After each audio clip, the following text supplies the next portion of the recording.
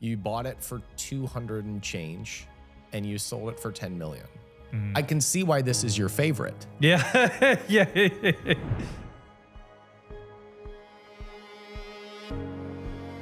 So you took all the money that you could scrape together, plus personal loans, and you're like, this is a bet I'm gonna make. Yeah. And you put it all into gloves. It was supposed to net me like $2-3 million. But it didn't go that way.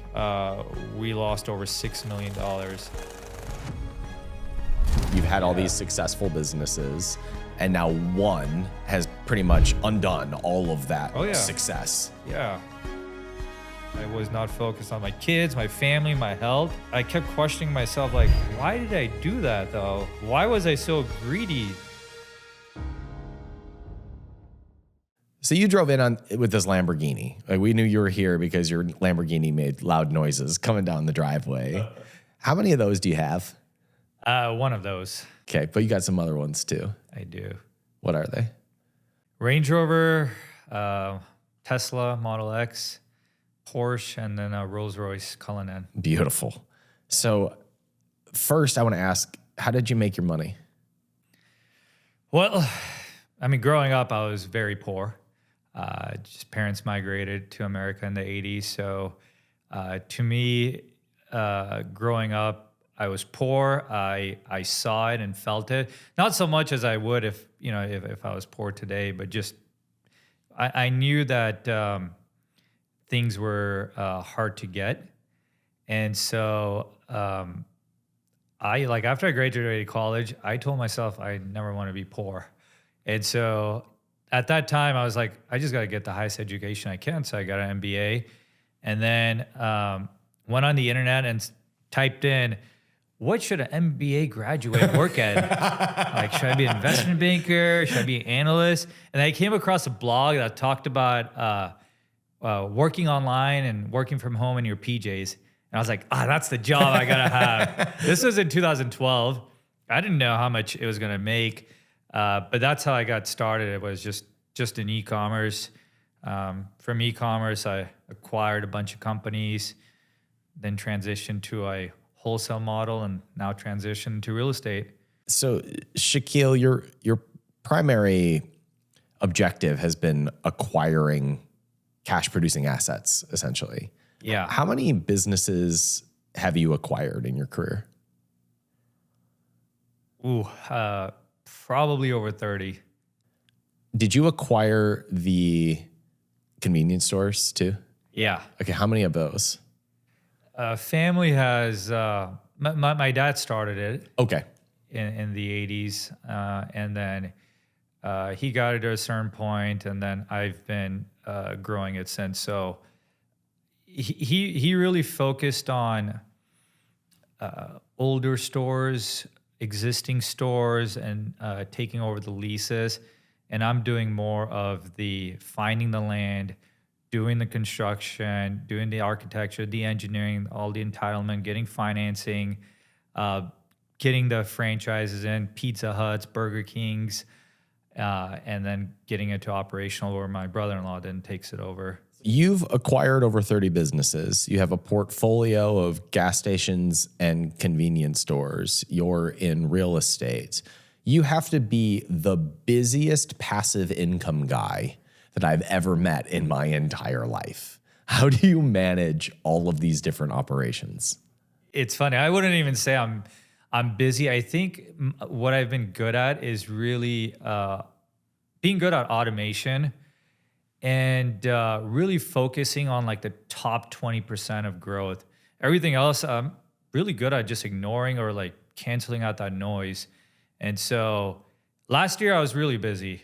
I was at one point taking up to 30 calls a week.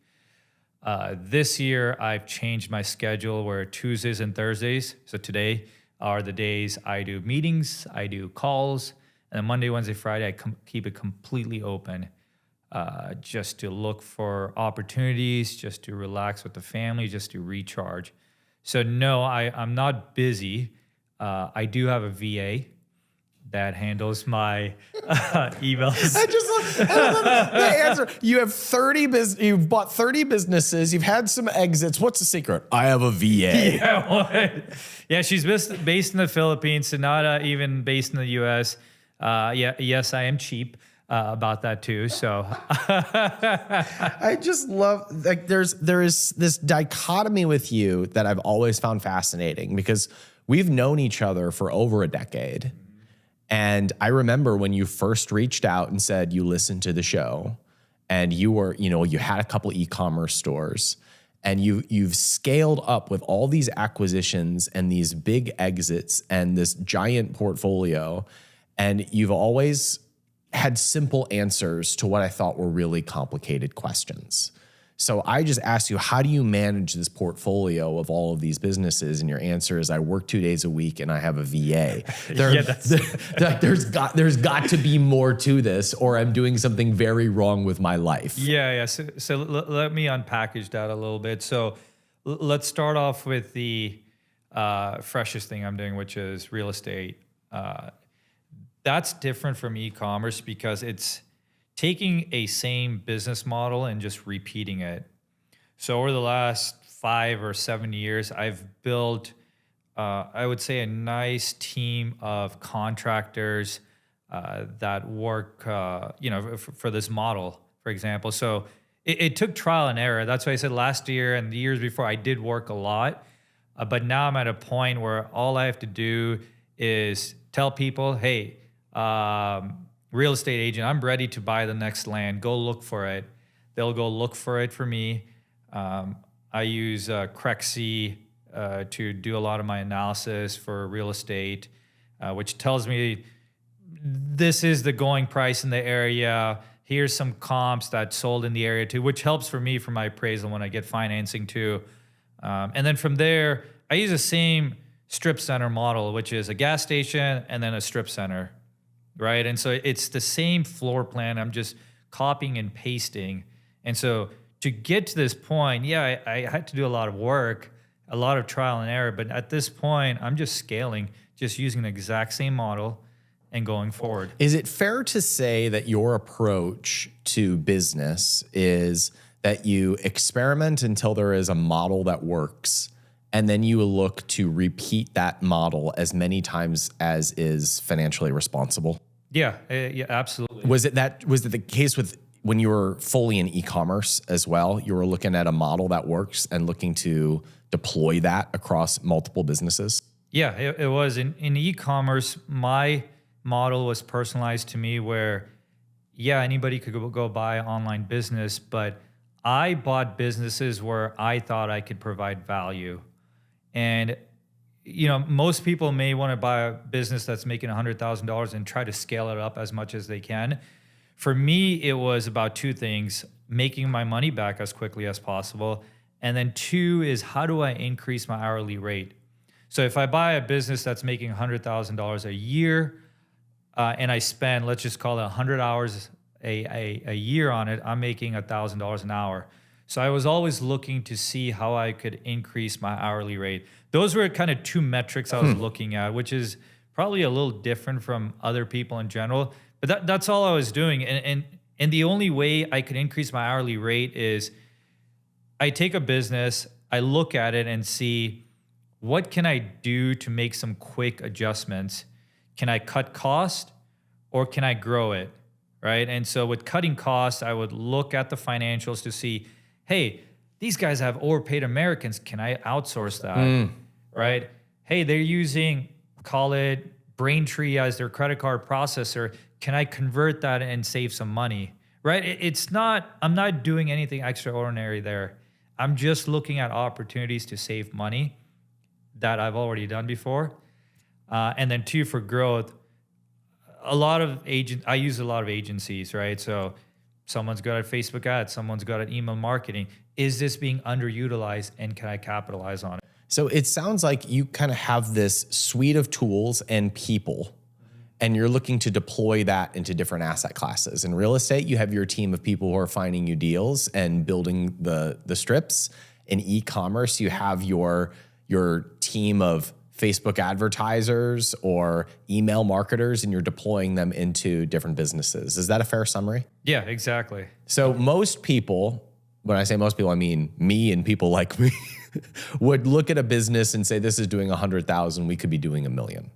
And then we would try all of these things to try and make it go from 100,000 to 1 million. Yep. You instead are looking at this and saying, this is making 100,000. Let's pretend it doesn't grow. Let's reduce expenses and let's bring in some people that I know do good work. And then I will stay out of the way.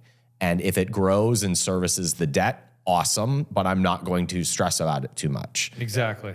Yeah, exactly. If it's 100,000 a year and someone like Ryan wants to do $1 million, well, I'll go buy 10 of those.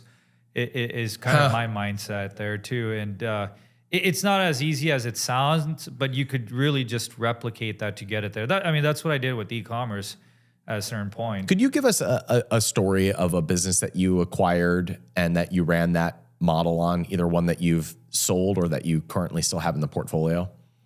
Yeah, my favorite one was I have to have a favorite one. Just like Ryan, you have a favorite child. I'm kidding. Is with custom challenge coins. Custom challenge coins. Yeah. What is that? Yeah. It's like, what the hell is that? Do you challenge somebody with that? I know. That sounds like a niche market. It's so crazy how I stumbled upon it. So it was through a brokerage called Quiet Light. And it was a guy out of Chicago that was selling lapel pins. And so, lapel pins, you see it on suits and stuff. And I bought it, I remember, I think for a 2x multiple. And do you remember what you paid for it? Yeah, it was $220,000. Okay, small business. Yeah, but I just sold that last year for quite more than that. Well, how much did you sell it for?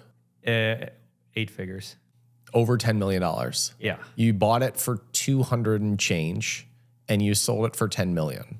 I can see why this is your favorite. Yeah, yeah. It's yes, that was one of the better success. Okay, I obviously want to hear more because you just said, Shakil Prasla, that your playbook is if something's making 100 grand, which is about what this is making, that you're going to try and reduce expenses and free up efficiencies and then stay out of the way. Yeah. And then you cut to, and then it grew to being worth over $10 million. Yeah. And I'll tell you so some stuff seemed to happen in between there, Shakil. Yeah. Yeah, it took 10 years to get there. Okay. So we bought it in 15. And I partnered with one of my classmates from MBA program. And the deal was that I provide most of the capital, but you do most of the work. And he was okay with that. And so that's how we got started in 2015. 2016, I think we still made $100,000. In 2017, my partner said, hey, we need to go to China. Like, the business isn't really growing. Let's see if we can negotiate a better pricing.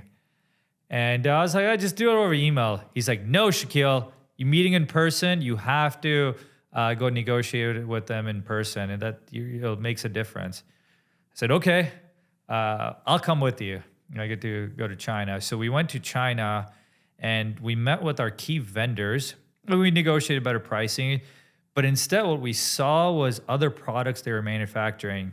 Remember, we were only making lapel pins, but this factory makes all kinds of metal products, metal promotional products. And so challenge coins, marathon medals, badges for like policemen. They were making all these products. And we were like, man, let's produce this products too.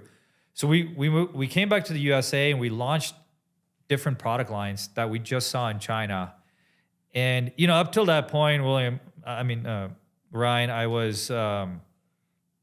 wasn't active in the business. So it's not like I could have said, hey, let's launch these products. I had relied on my partner, and he was doing a good job. But when we came across these products, I said, let's launch them. They're a way bigger business than lapel pins by itself. And so challenge coins is a sort of this commemorative coin that's given to the military. And the word challenge comes from, it's sort of like a truth and dare when you're with your pals, army guys at a beer or at a bar. You challenge somebody and say, hey, I challenge you to go talk to that girl. And if you have your coin with you, then they cannot challenge you. But if you have that coin, you get to challenge somebody. So that's where challenge coins came from. And it's a huge, huge market. And we became one of the largest challenge coin sellers in the USA from 2017 to last year. Would you call that a happy accident, or would you call that strategy? I mean, you found an opportunity based on what was in the sphere of influence for this business, but you don't just randomly start selling millions of dollars worth of challenge coins. There had to be a strategy behind that as well. You understand what I'm asking? Yeah, I do. I think if we didn't go to China, I don't know if we would have grown, sort of this horizontal way. I think we would have grown in another direction, maybe double down on our SEO or Facebook ads, for example.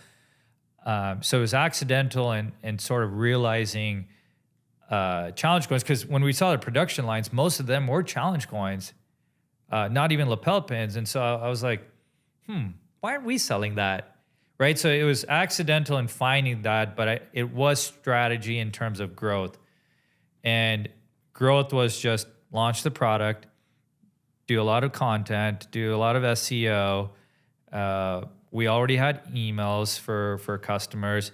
We started targeting them, but your lapel pin buyers were not your challenge coin buyers either, right? So that strategy didn't work. So we went back to let's do SEO and just target-driven ads. And that strategy of SEO and the advertising channels, was that kind of in your playbook of how you know to grow businesses? Yeah, so absolutely. That's kind of part of the system that you've learned over time. Kind of like, I know how to sell things on Amazon and I know how to monetize email lists.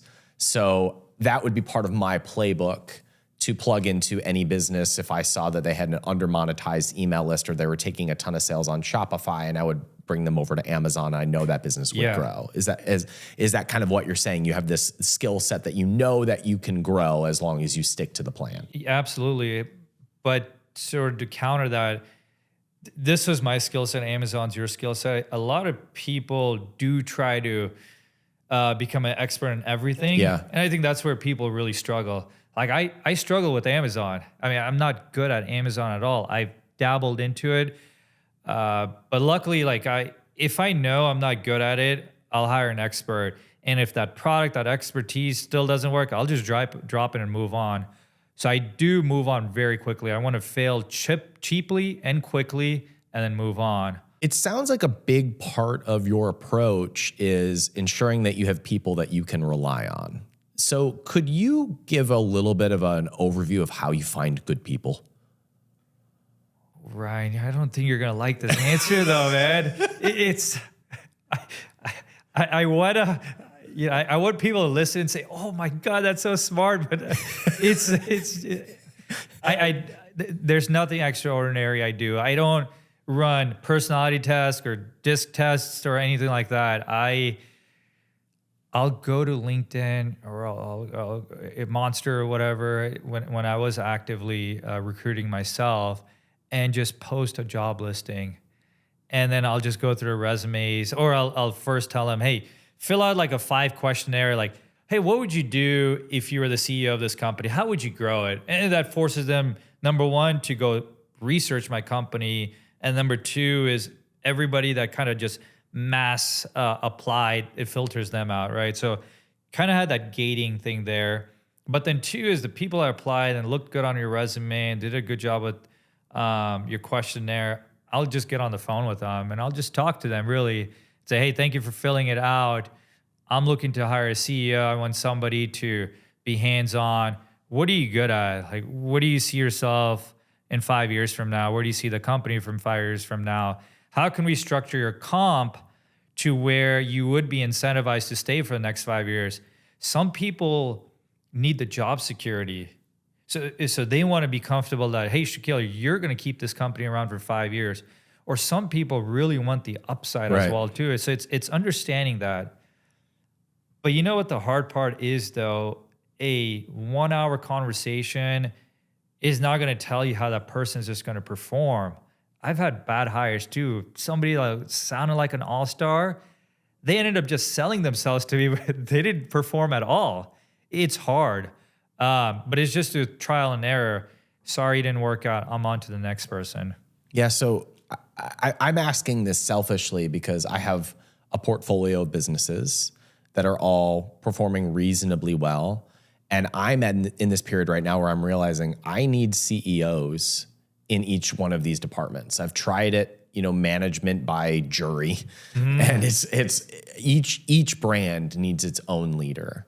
And it sounds like you did that from the start with everything. You said, I don't want to be bothered on a day-to-day basis. I can't have a portfolio of 30 businesses if I'm bothered with all of these different businesses. I need somebody who is in charge of operating them. And one at a time, you installed people to run them. Am I understanding you correctly? Yeah, you are. As a owner of a business, you have to understand your drawbacks or your limitations. For me, one of mine is that I see the best in everybody and I want to hire them all. on that point, you could maybe work with a HR company or a staffing agency to do all that filtering for you. That's one way to vet people out. My drawback is I don't like operations. I get bored of it. And so I don't want to operate the companies. What I'm good at is empowering you. I'm not going to be looking behind your shoulder and saying, hey, don't click on this or don't do that, right? And so you have to understand yourself, and then whatever your limitations are, hire for somebody for that. When you ask the question, what are you good at? Are you looking for how this person's skill set is going to grow this business so that you can get out of the way? Or are you looking for somebody who can implement your playbook of SEO and content and ads and apply it into the business that you own? I would give them guardrails. So to your point about the strategy, it is up to them on how they want to move around in those guardrails, right? You could implement EOS. You could have metrics tied to their incentives. For me, it is getting out their way, and it depends on the business. I'm usually looking for somebody that's more marketing driven. But if it's a big business, you need somebody that's a leader as well too. And so it kind of depends on the business, but most of the time I'm looking for somebody that has sort of some kind of marketing background. So you sold this challenge coins business last year for 8 figures. Yeah. I know you also sold some other businesses last year. I think just to free up your focus because you had 30,000 businesses. Yeah. Would you tell me about one of the other ones that you've exited recently? Let me try to top this.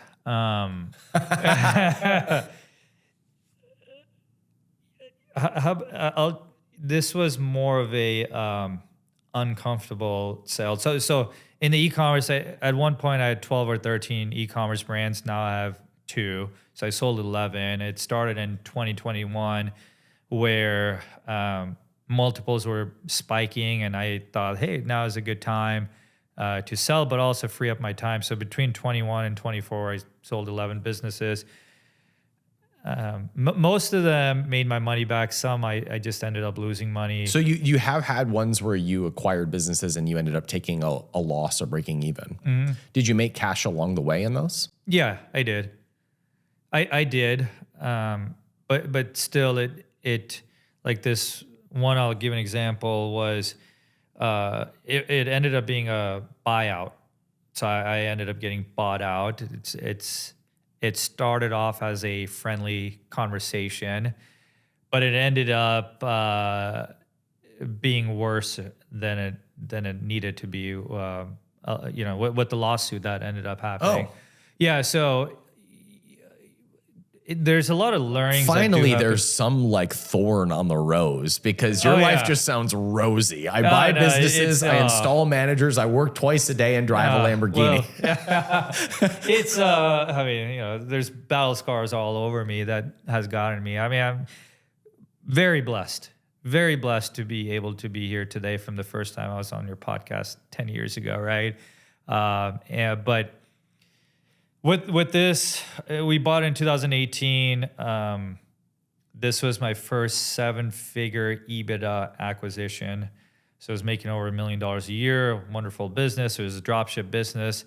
And the opportunity there was, let's store the products so we could gain more margins on the business, right? So instead of making 20% gross, let's bump it up to 30% by storing it, even after warehousing fees and labor fees, right? So you get that incremental bump in there.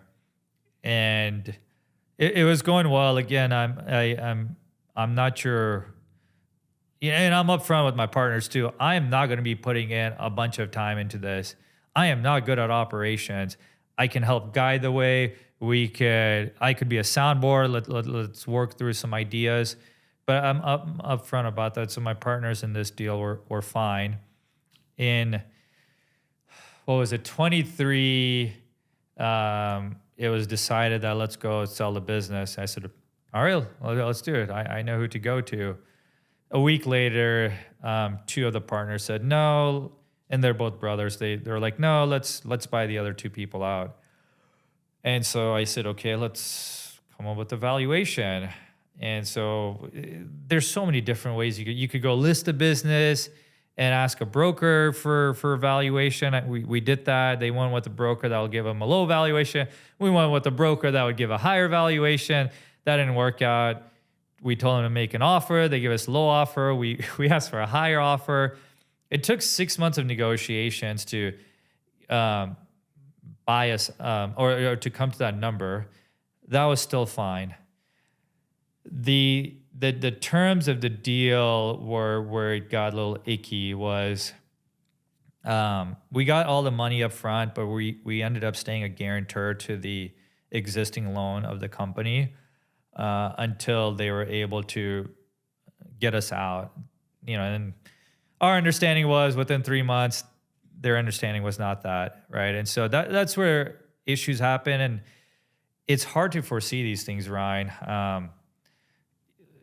As entrepreneurs, you end up actually being on the top of all these decisions. So many families rely on you for all these decisions.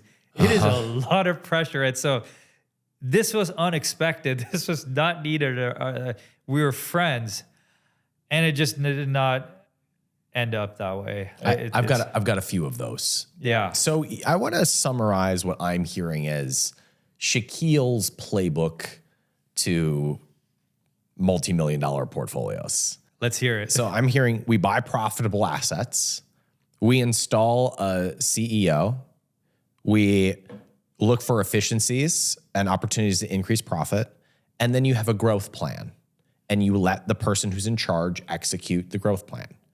And that's Shakil's playbook as I'm hearing it. And the results of that are sometimes you have base hits where you make some profit along the way and then you sell the business. Sometimes that doesn't work out how you hope it does. And sometimes you hit a grand slam. Would that be a fair overview of your approach to business? Yeah. So in that way, it's not necessarily about the performance of one business. It's about the performance of the portfolio in totality. Is that right? Absolutely. Yeah. There's something really interesting about that to me because I put so much pressure on myself for each individual thing to grow. Mm-hmm. And if something isn't growing, it's often getting all of my attention because I want to make it grow. And my guess is that your approach is more just cut the losers, cut your losses, and grow the overall portfolio. This is a long-term game for personal net worth. This isn't about making each individual brand successful. Is that right? Is that how you approach it? Yeah, absolutely. I mean, I wouldn't even say I'm like a chill guy with these things. I mean, you don't want to lose money. it sucks to look at a business that you bought and it's not performing.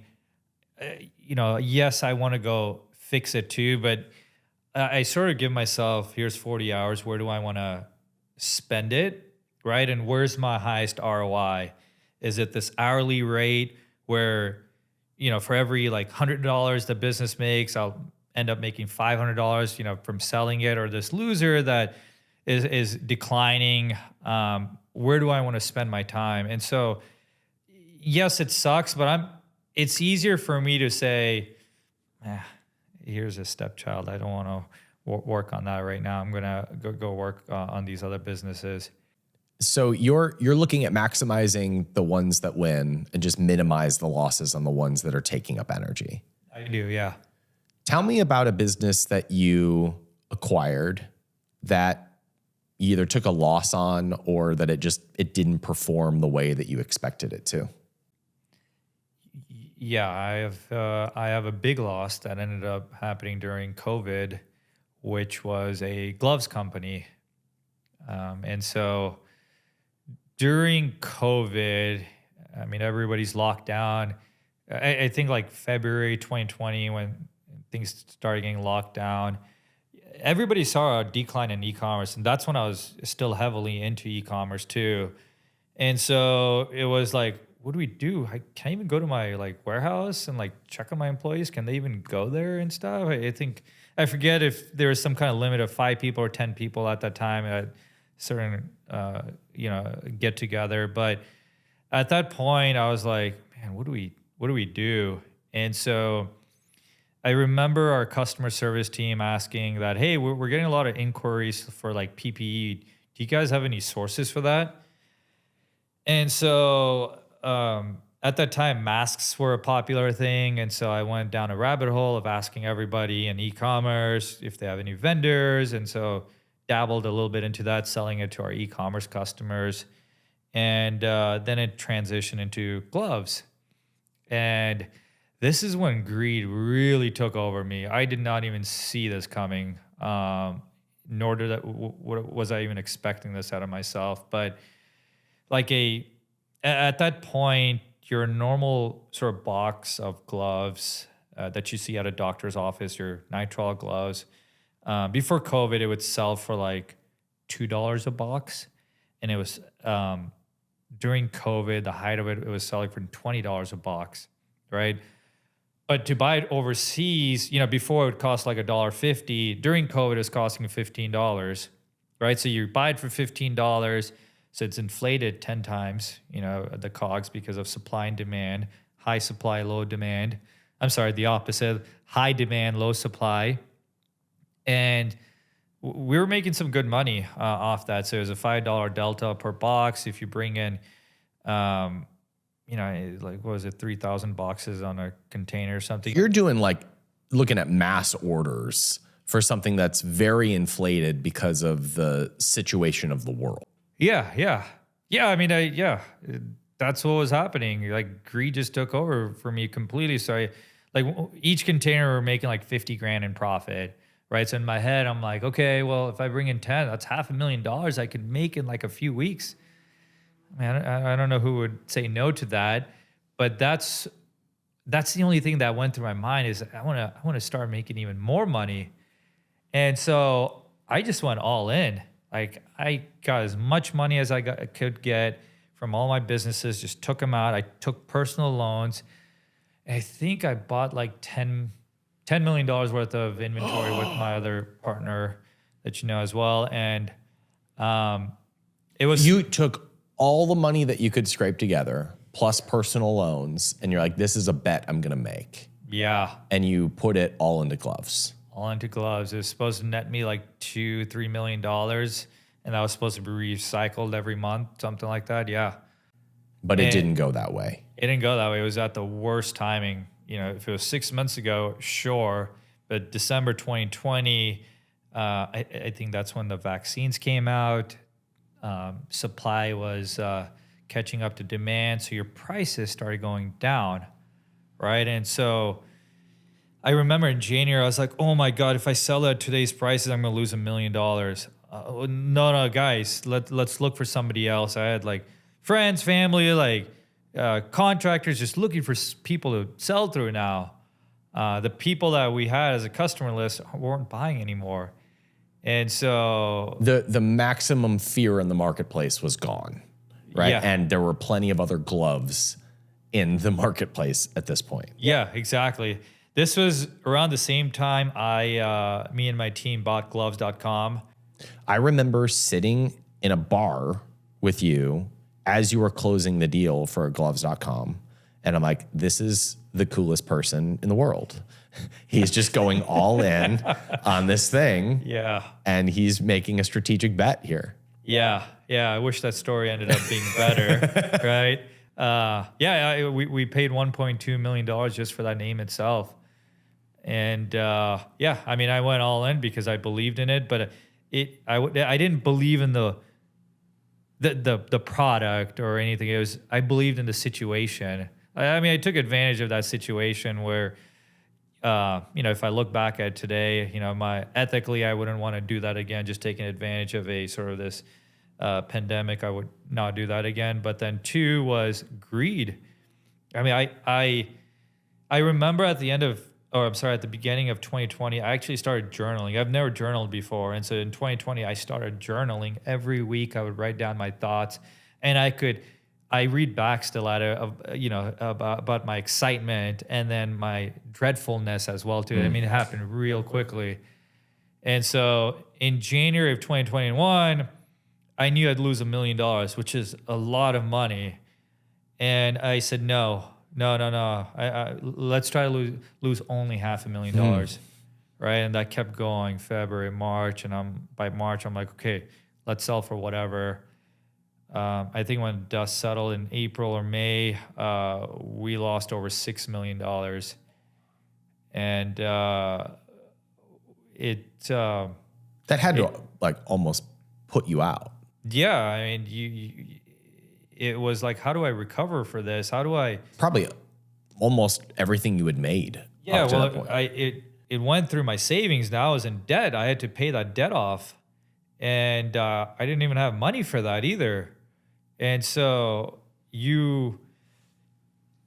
so many emotions were going through me. It was one, I've had success, according to me in e-commerce. Yeah, I was going on podcasts like this too, and how do I show my face to people? Number one, everybody thinks you're a success, and you've had all these successful businesses, and now one has pretty much undone all of that success. Yeah. Yeah, it was hard. It was hard getting out of bed. I knew I was stressed because you had these tingling sensations. I remember my wife would be talking to me for a few minutes, and moments later, I go do something. She's like, "Did you not hear me?" And I'm like, "What are you talking about?" I was not focused on my kids, my family, my health. I realized that now I got pretty depressed because of that too. And it was because I kept questioning myself, why did I do that though? Why was I so greedy? Why did I need that extra $1 million or $2 million? What more would I have done with that at that point? That's what I was questioning. And I still remember how I felt. This went on for 3 months. I'm still in a hole. I have no energy. What do I do next? And Ryan, when you're really up against the wall, you end up doing things sometimes that you normally wouldn't do. For me, I wouldn't go pick up the phone and try to sell something. I think I'm just terrible at it. But it forced me to do this though. I had this domain, we had some product left over. I know e-commerce, let's restart the engine.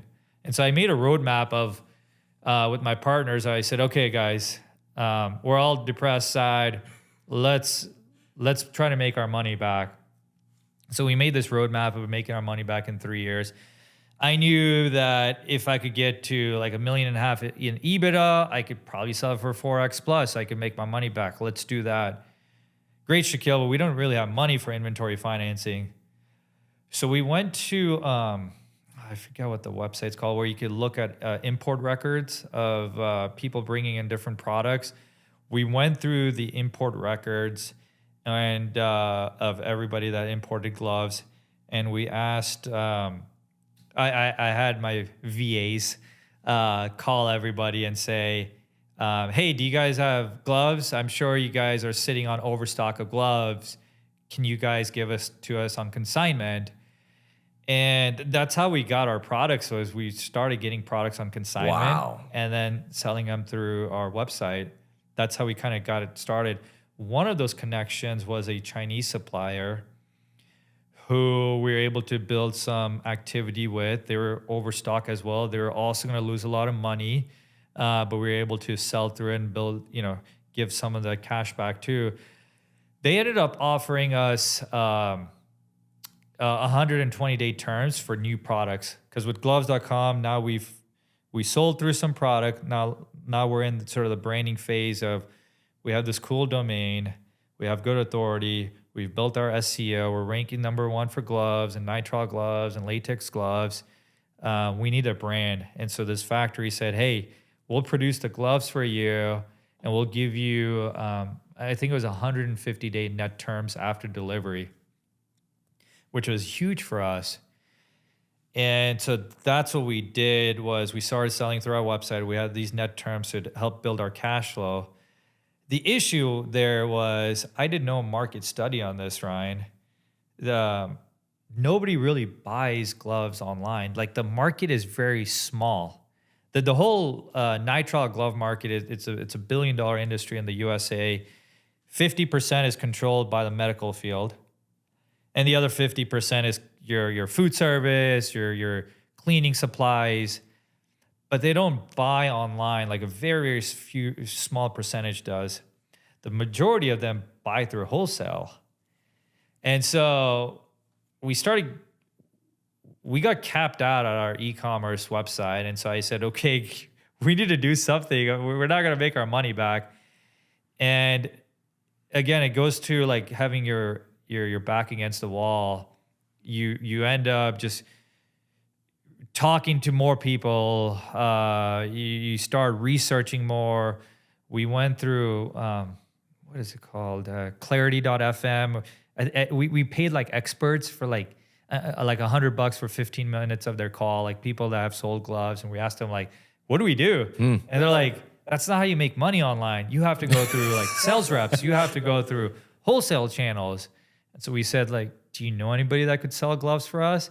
And he connected with us to somebody who connected us to somebody else. And we essentially were able to create a sales team to go wholesale our products. Go sell gloves. Yeah. And so we were able to build some momentum there. And then came sort of the fun news for me, which was one of our sales reps told us that there's a company for sale. Who wants to buy it? And I'm like, ooh, me. Oh, I love buying companies. And it was a 30-year-old company that was doing $150 million in annual sales. And I'm like, oh, that's way too big. I don't know what their asking price is going to be. We ended up getting in touch with the seller, which was a public company, Fortune 10 company. And we started talking to them, and they ended up telling us that they're divesting away from the non-medical division. So this was a non-medical company, and they're selling it for inventory value only.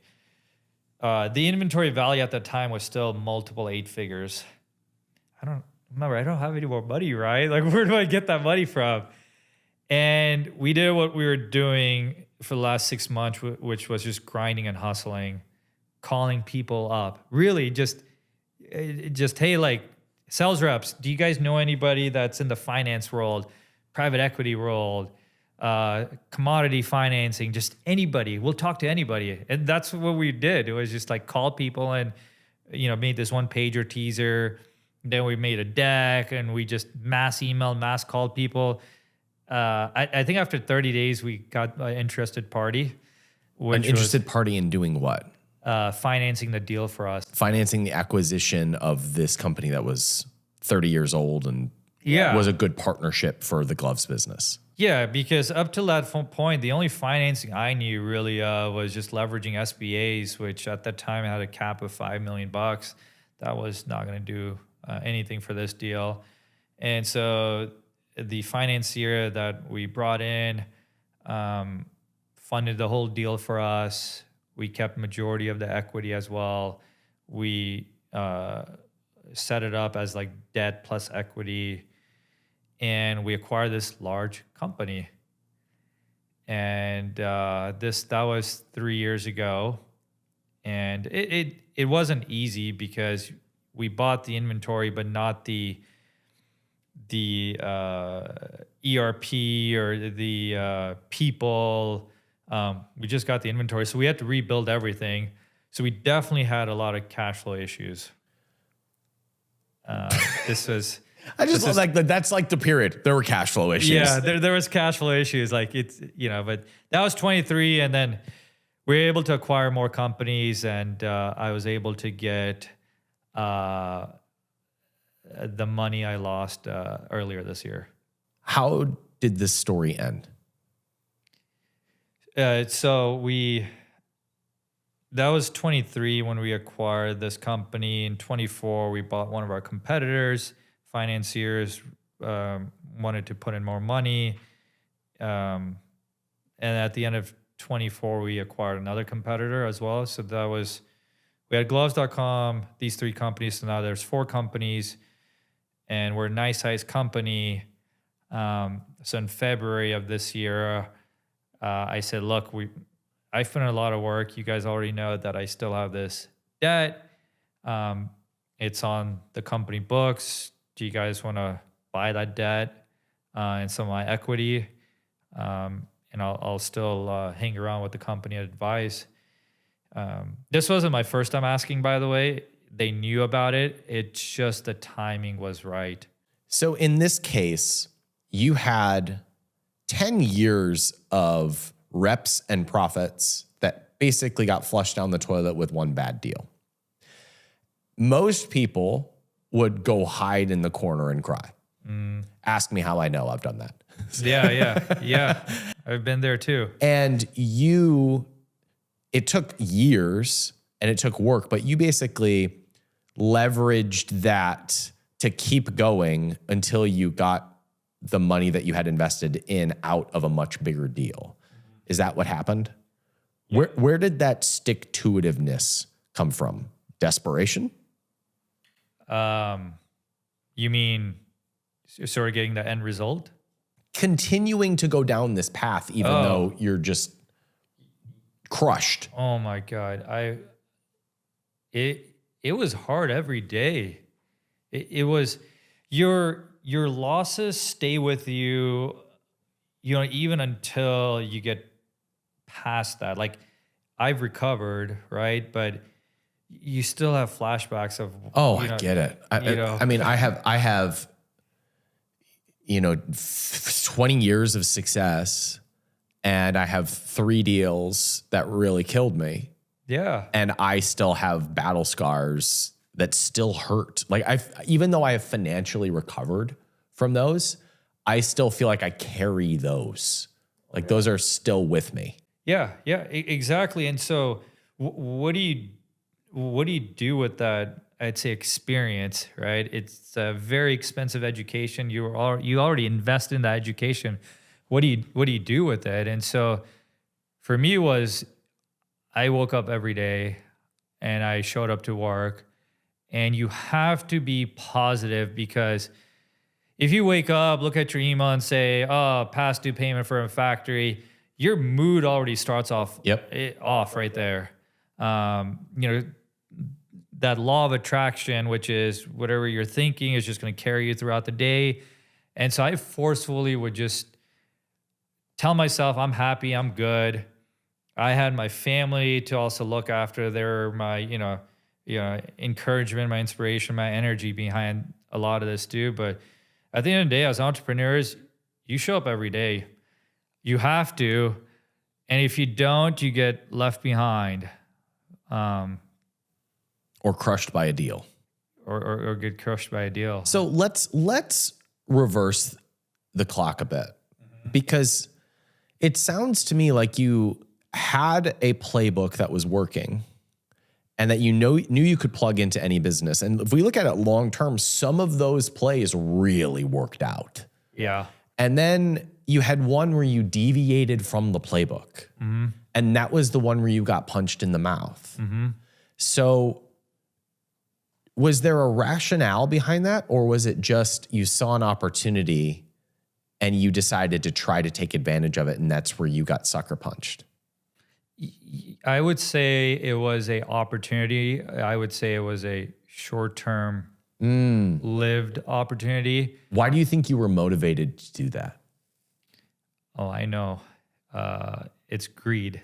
I mean, But you were already doing well. So Yeah, what drove the greed? yeah. It honestly was to be more relevant.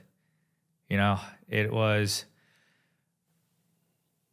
you had some success in e-commerce, you acquire companies, you're one of the first, people in the industry really to acquire a bunch of these companies before the aggregators even come. How do I stay relevant was a big thing for me. How do I maintain my position in the marketplace? Yeah. How do I maintain my brand? Yeah. That cuts deep. Yeah.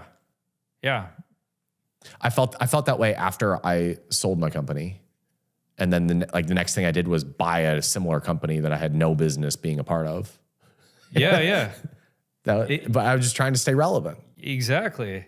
Right. And so trying to stay relevant cost you so much. What are you staying relevant for? Like, you question yourself a lot on this too, right? Everybody grows. You have to learn and really ask yourself, why are you doing this? Why are you wanting to make more money? Why do you want to get in this industry? Why do you want to make $10 million a year? Like, I see so many times people are like, yeah, if I get to $20 million net worth or revenue, like, but why? Like, why is somebody achieving that? For what? Is this financial freedom? Well, you can make 10 grand a month and still, be fine. Yeah. I'm sitting with that question that you just asked, because it's making me realize how much of my decisions or thought process or activities are based in, you use the word relevance, I would say importance, looking cool. Like there's some goals that are intrinsically motivating. Like, I want to sell 1 million copies of 12 months to 1 million. I'm about halfway there. I felt really good about that. And because I'm really proud of what I wrote and wanted to be out in the world. But then when I set a target, like, I want this company to be a $20 million company, what's the reason behind that? And it's not because what is in the business is so good, I want to share it with the world. It's because I think that $20 million will mean something about me. It will mean something about my importance and how I want people to perceive me. And it sounds to me like you got caught up in that too. And that's where you got punched. Yeah. I would bet that a lot of people go through this too. What do you think is a better question to ask? I mean, Yeah. what indicates a good goal?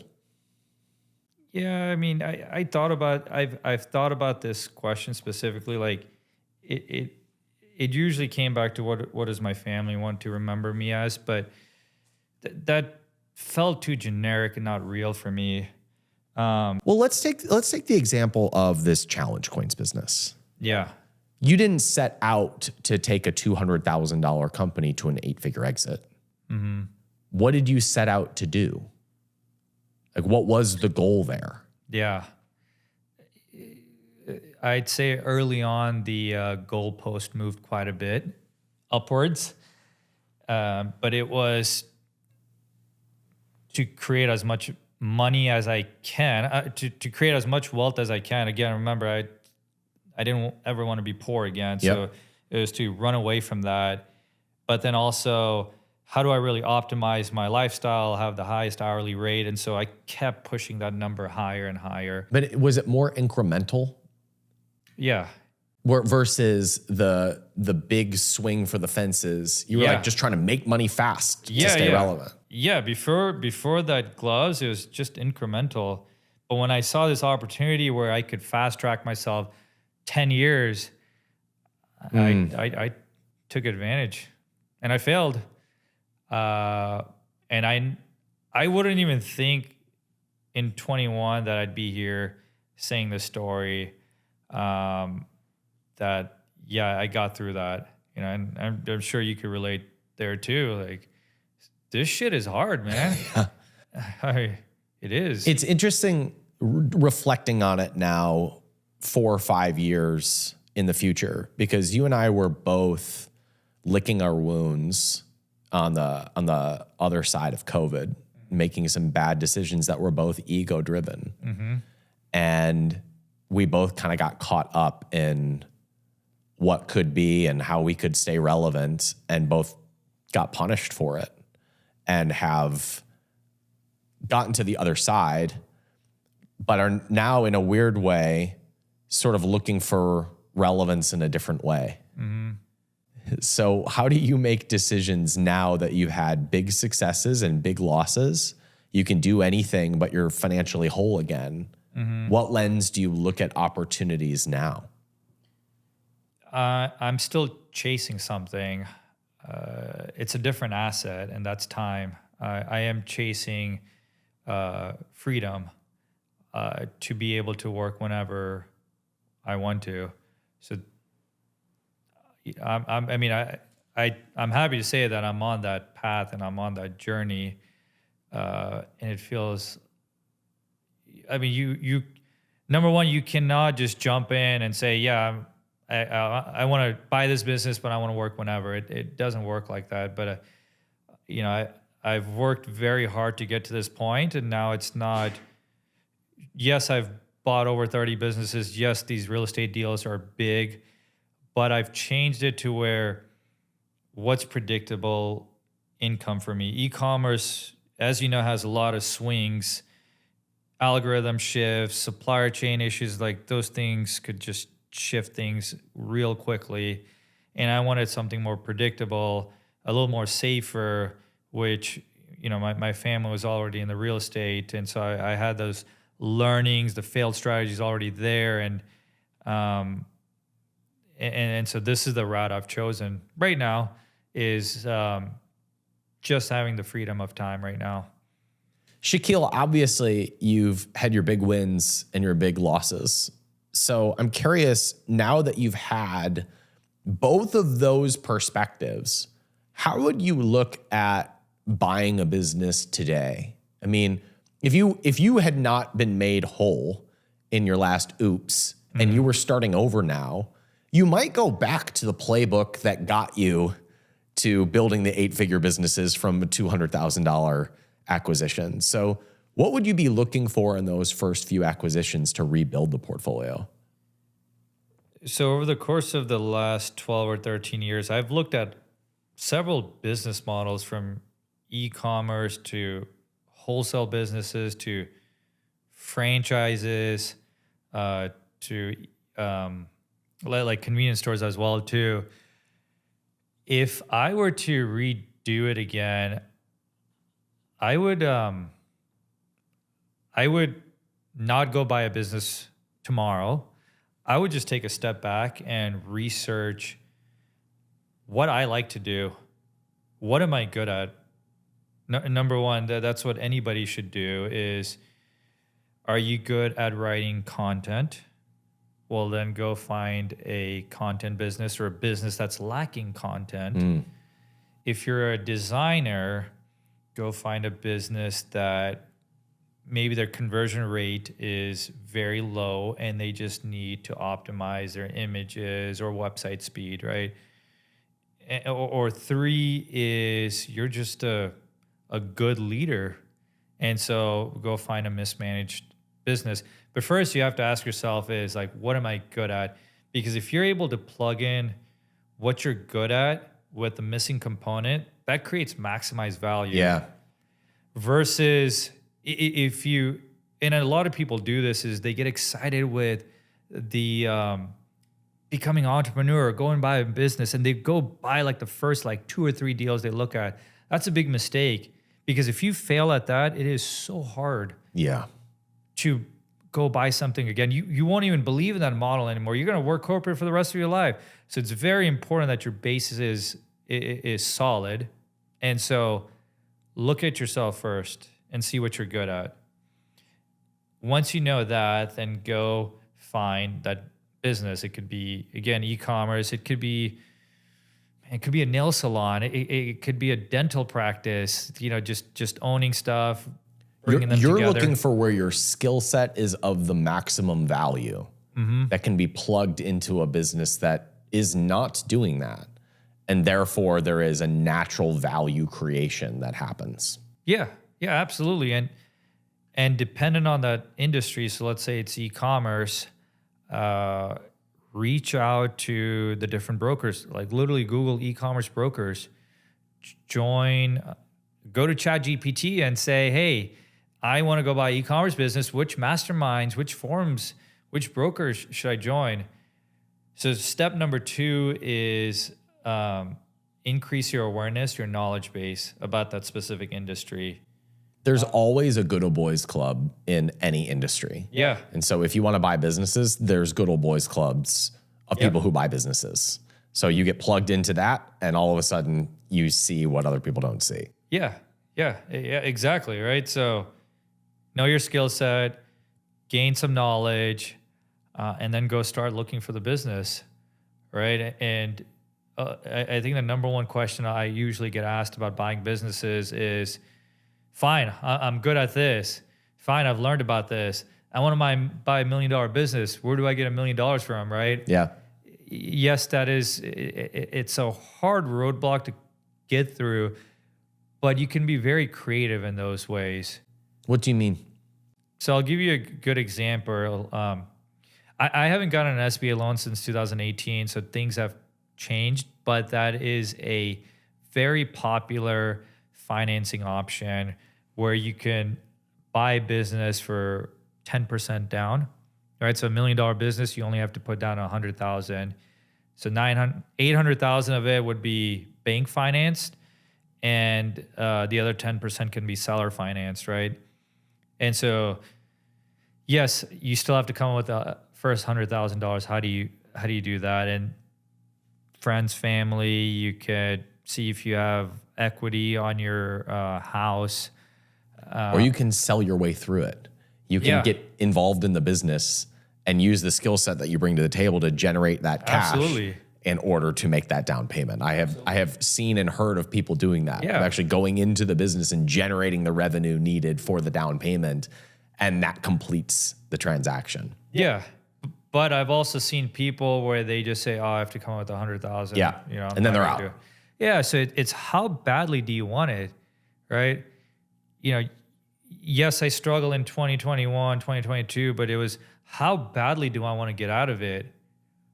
And so that is what's going to push people through, is how badly do you want to be able to have the freedom of time, to be able to travel with your family or whatever you're trying to get? How badly do you want it? And so that forces you to think outside the box, to do things that you normally wouldn't, to be creative. And so you need that drive to get to that next step. And it sounds like for you, when you have been up against the wall, you have knocked on the doors of other people. Like the way that you've developed that playbook has not been sitting here trying to figure out how. It has been going out and finding the people that you need in order to accomplish something. Like that's a theme that I keep hearing you bring up. Like you buy a business, you install somebody. You run into a problem, you say, who are the wholesalers or the brokers? I want to find a deal, so who can bring me a deal? You're looking a lot at who you surround yourself with more than the know-how of how to fix something. Am I making that up? Am I projecting that? Or is that something that is going on in your brain? You've summed it up correctly. I didn't really think about it like that, but yeah, you're absolutely correct. Is people around you have knowledge of something that you either don't want to learn through trial and error, or B, you just don't know. And so you rely on somebody that knows that knowledge. And so that's what I do is I have, this knowledge base that I just can tap into to do, the next thing. I think there's a humility in that. I'm having this very interesting self reflection as I'm hearing you talk, because the way that I'm processing your business model is very simple. And I'm realizing how little time I put into putting the right people in place. I put a lot of effort into figuring something out and doing it. And as a result, I'm very busy. Mm-hmm. And I'm wondering what my life would look like if I put more attention into finding the right person for X. And so like as we're sitting here, I have this portfolio of brands. I know I need to install a really good CEO for one of the brands. And that's gotten 5% of my focus this week. What if it got 50? Yeah. And that would mean that over the next month, I may be doing nothing but talking to people. And then I would find that person, and that business would be much better off for the next maybe many years. And so I'm just having this reflection of why I sometimes feel stuck and busy. And it is probably because I think I'm smarter than I really am. I think I can figure it out and work at it and keep a long to-do list. And those are my least happy days. And you've done the opposite. You've looked at who you can install into different places, and that has both taken you very far and dug you out of really dark places. Well, Ryan, you are smart, number Thanks, one. Thank you. Appreciate that. And handsome and muscly and beardy. Yeah. I don't know if it's... I think I've just learned this, sort of readapted myself over the years, is I number one, I know I'm not, my attention to detail is not good. So, in terms of like growth, operations, marketing, I am not interested in being behind that and just having that as a daily grind and giving myself a pat on the back that I said, I'm the one that's behind this marketing channel or behind this product launch. That's not where I get excited. I get excited. I used to get really excited about profits, and so whatever is at the bottom line, my team created, but I get super excited about that too. And so that was kind of my pat on the back. And so, yeah, I would put experts. I would hire people to do that. My job was just to passively manage these people and making sure that they had their metrics, they knew what they were doing, and I just stepped back. How do you know when it is time to part ways with a partner or a manager? It's very hard, actually. It is hard because for somebody in my seat that takes a step back, I'm more laid back, which means I let more things flow through than they should. So it is harder for me, but I know it's time for me to move on when I have to step into the business more, number one, or number two, the company is going backwards. Like something's wrong. I've empowered you. I've given you the resources to maintain the business. That's my minimum goal, is just to maintain it. And if you cannot do that, we need to think about somebody else. There's something really relieving about the goal being just maintaining. Oh, yeah. I remember when I ran the numbers about if I wanted to hit my financial goals for my portfolio, how much did we need to grow per month? And it was like 8.8%. Now, growing 8.8% per month is not necessarily a small feat, but it's super manageable versus trying to double this quarter. And I had this experience where I relaxed quite a bit and said, all we need to do in order to grow 8% this month is fix reviews on this product or get a good product launch for that product that's coming out the pipeline. It was an amazing focusing tool to realize that I didn't need to grow that much. And in your case, the idea of all you need to do is maintain, there's something really relieving about that. Because if you maintain, you're servicing the debt, you're paying it down, and then you have a cash producing asset that is free and clear and you can flip. Is that right? Yeah. So there's something really poetically beautiful about that to me. There's something really low stress about this business doesn't need to grow, it just needs to maintain. Yeah. It is, but I wouldn't even say it's the right way. I've seen some of my CEOs, what they're super good at is saying, Shakil, this is the goal I've set for the next 3 years, and I'm going to do that in the next 6 months, right? So they challenge themselves. So you need somebody to be challenging the business for you, though. I think that you definitely need somebody. Yes, for me, I would be super okay if the business just maintained, right? That's kind of my baseline stress level. Some people have to grow it by 20% a year or they're super stressed, right? So it's kind of that delta. And I think if you're relaxed, you're able to, I think, just be more creative, make sound decisions way better. And so that's kind of where the difference happens is just chill the hell out, man. Yeah. You made this point about finding where you personally can add value. I'm curious about the strategy of looking at where a business can provide value when acquiring another business. So you have put businesses together that had complementary assets.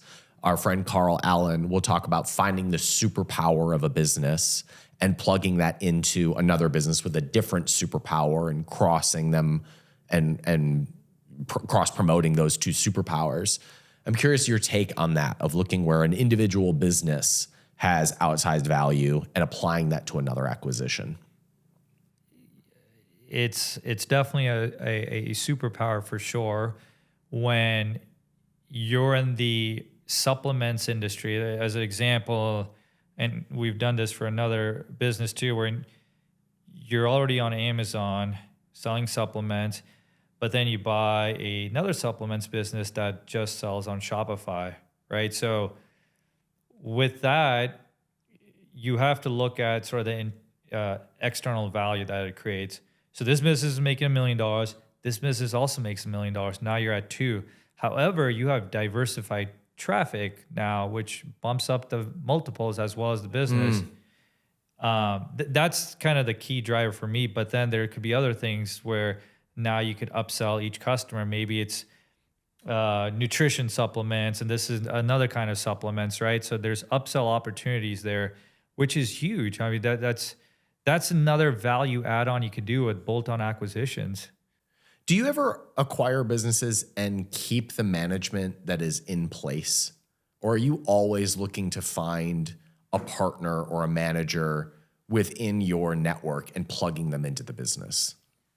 Most of the businesses I've bought have been these single entrepreneurs that are the owner and operator of the business that don't want to come with the business.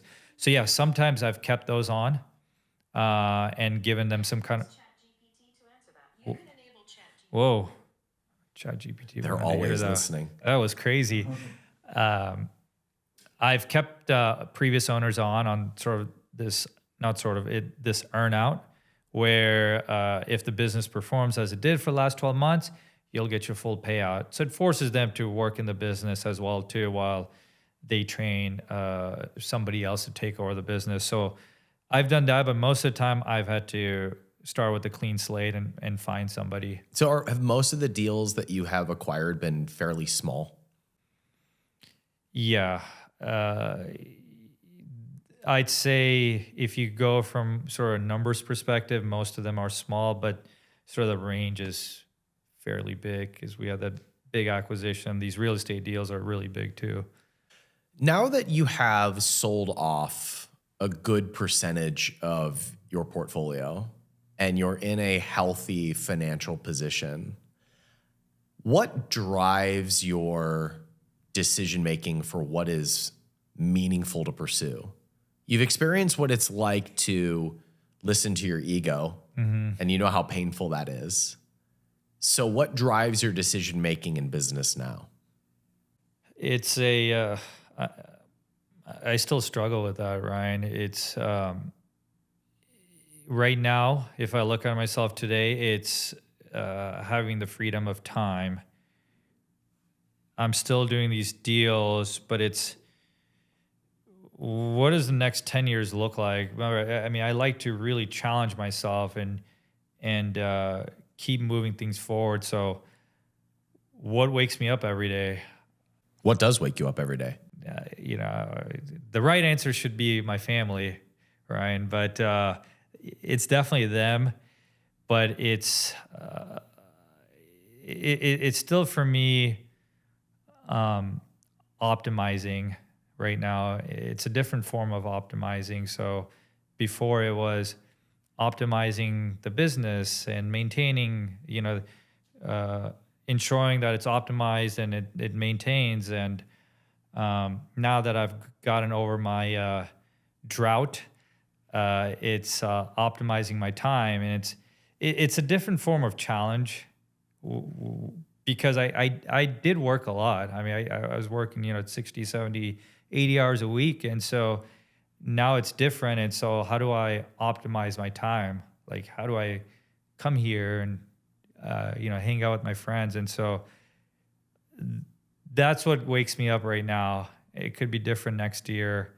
And I hope I get to a point where I have sort of some kind of philanthropy, nonprofit that, gets me excited for that I could contribute with. Right now, Is it fair to say that you are looking for meaning right now? Yeah, I am. Yeah. Where do you think that you hoped to find it in business and you experience both sides of it and you realized life is kind of the same either way?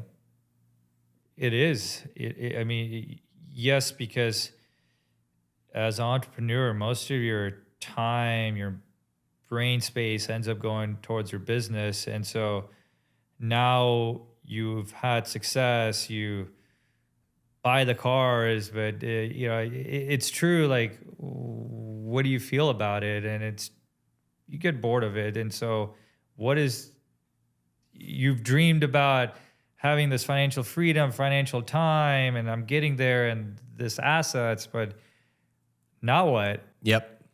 I was sitting here with Ben Hardy, who just wrote The Science of Scaling, which I loved. I found it very challenging for me because one of the opening moves is set a goal so impossible you think you can't hit it. And it kind of aligns your focus. And I have wrestled with that for so long since he was sitting here of none of these goals really feel meaningful. They feel like a grind.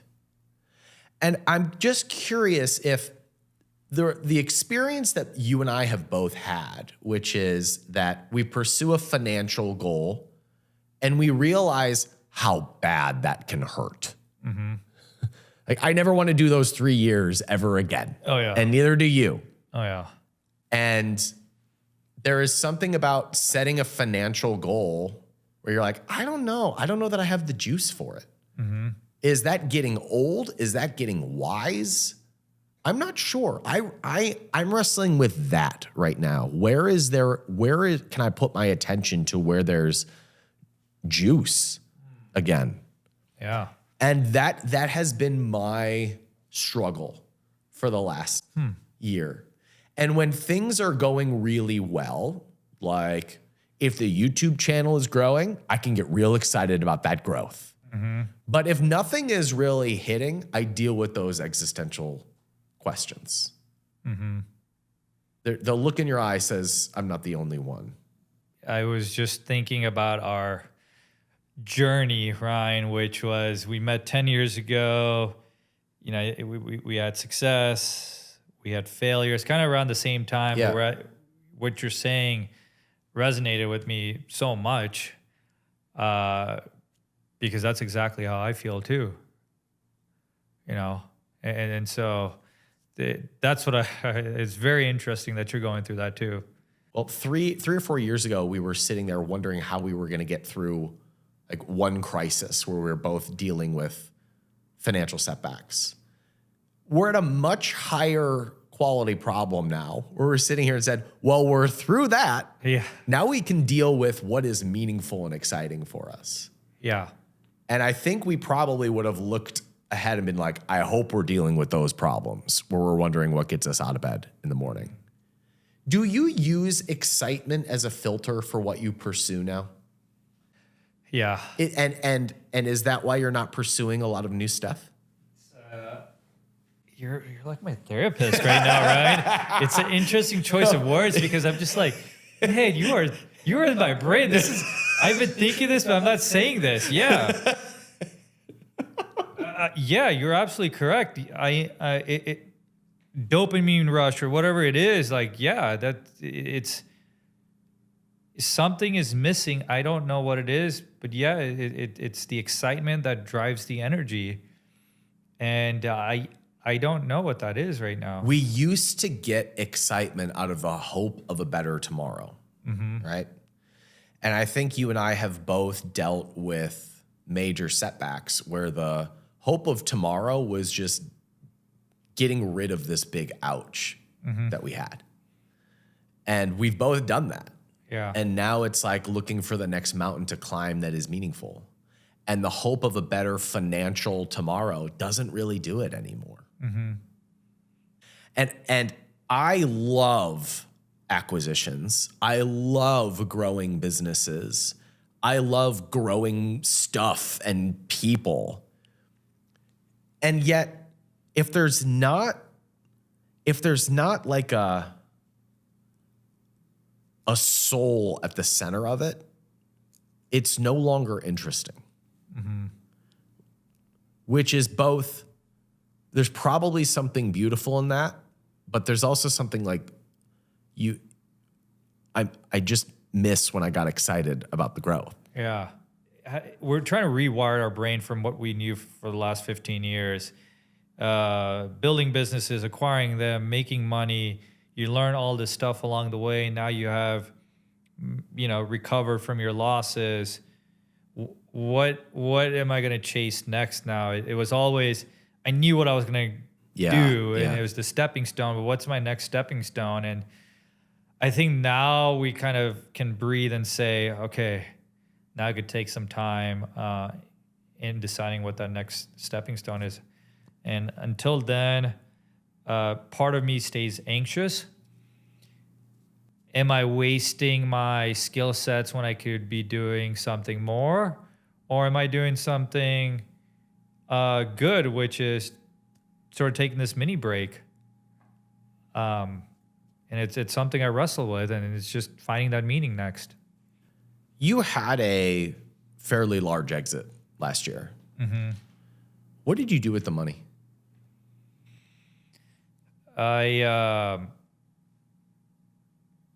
put some money into liquid assets, so your crypto, your stock market, a little bit in CDs. The rest of it, I bought the car, and then the rest of it I put into real estate. And real estate is a nice business to have. In fact, I think a lot of e-commerce people should do real estate for the tax advantage and the appreciation of the assets. I think internet entrepreneurs should put their money into something, like some investing plan that is not just YOLOing on crypto. Yeah. My life got exponentially better when I was just like, I'm going to have a boring investing plan so that I can go kill it in business. And my investments are just going to compound forever and ever and ever. Amen. Yeah. I don't know why it took me so long to figure that one out, that maybe the same mindset for killing it in business was not okay for killing it with my investment portfolio. Yeah. And I think it's just a matter of, I did the same thing too, Ryan. I mean, but it was mostly because of the people I hung out with were also doing the same thing. And so I only transitioned recently, and a lot of the money went into real estate, buying land, and I'm going to be developing them. Shakil, there's something in your story that doesn't add up to me. I want to find the hole.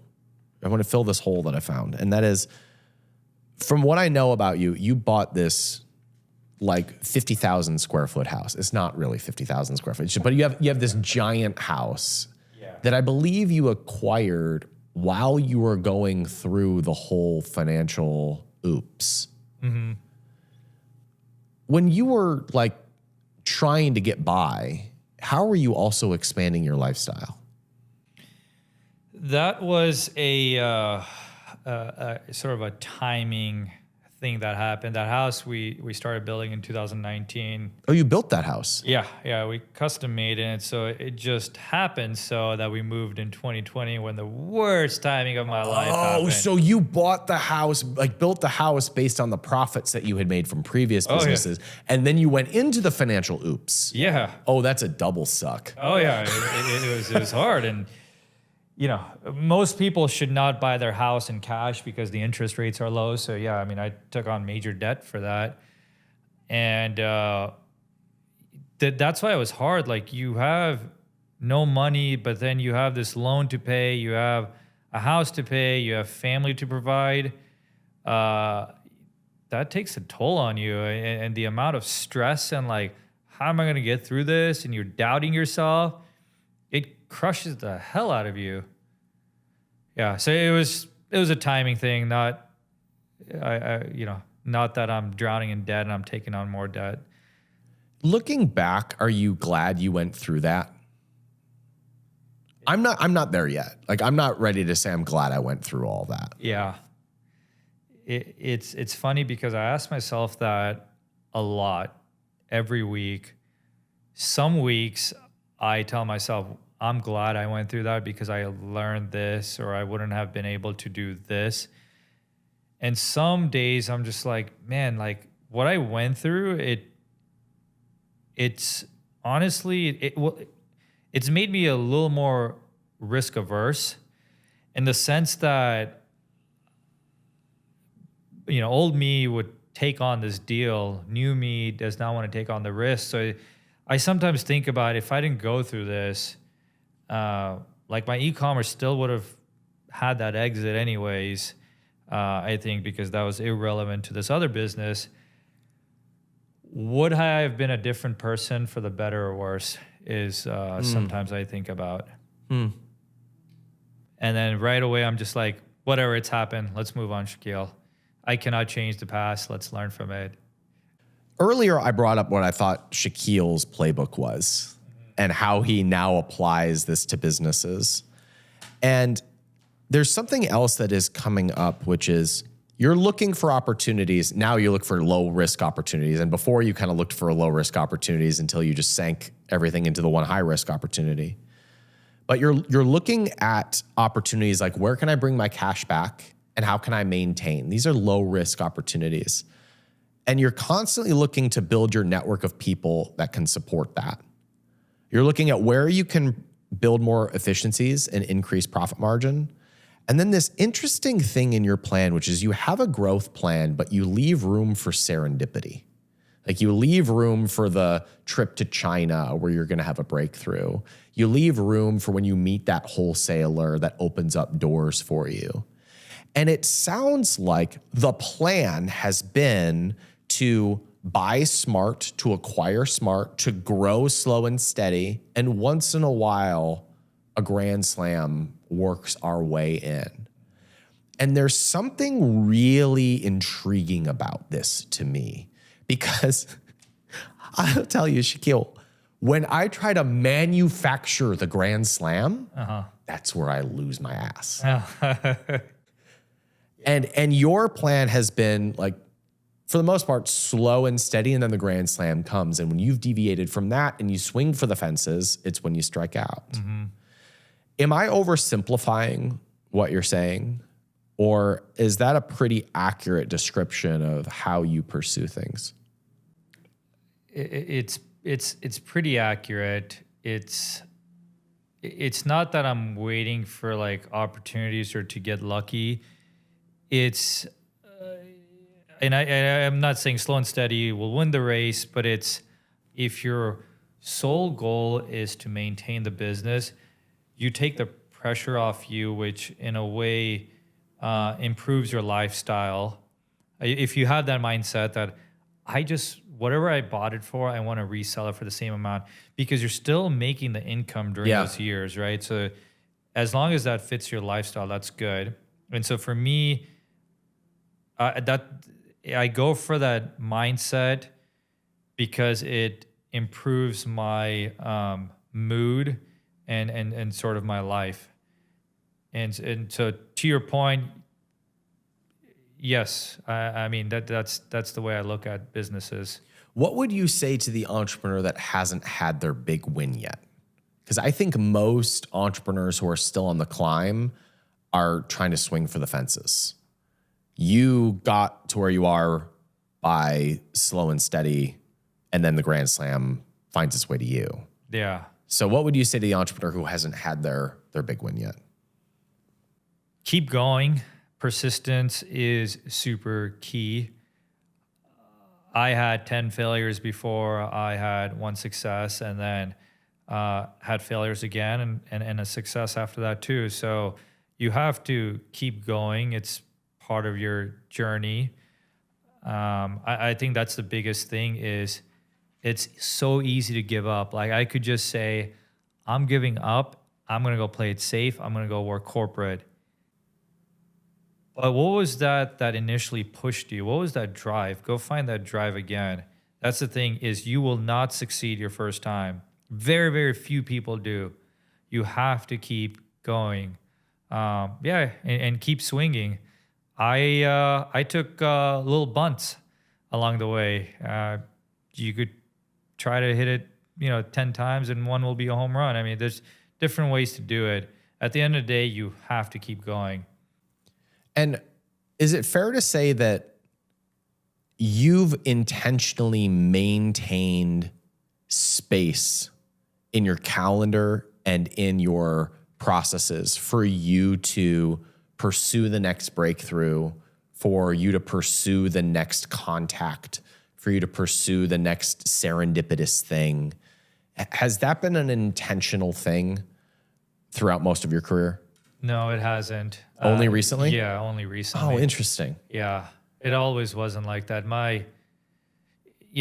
Keep in mind that I was working 4 hours a week on each business on average was what I was trying to maintain, 10 businesses. I was still working full time, and you're not able to focus on one business. Yeah. So you have extreme ADD, and so that gets tiring. So I did not have sort of that space that I do today. And it's just a weird feeling to have right now. A weird feeling to have space. Yeah. Interesting. Yeah. Well, I want to share with you what I have taken away from this conversation. I hope that my podcast grows to millions of subscribers and followers. I've done it for 15 years. I'll probably do it for another 15 years. But I think the real benefit that I get is what I learned from these conversations. And the thing that I've taken away from this conversation is, first of all, how much better my life would be if I put more attention into finding the next right person. Not the next right strategy or even learning the next thing. if I put my energy into finding the next right person.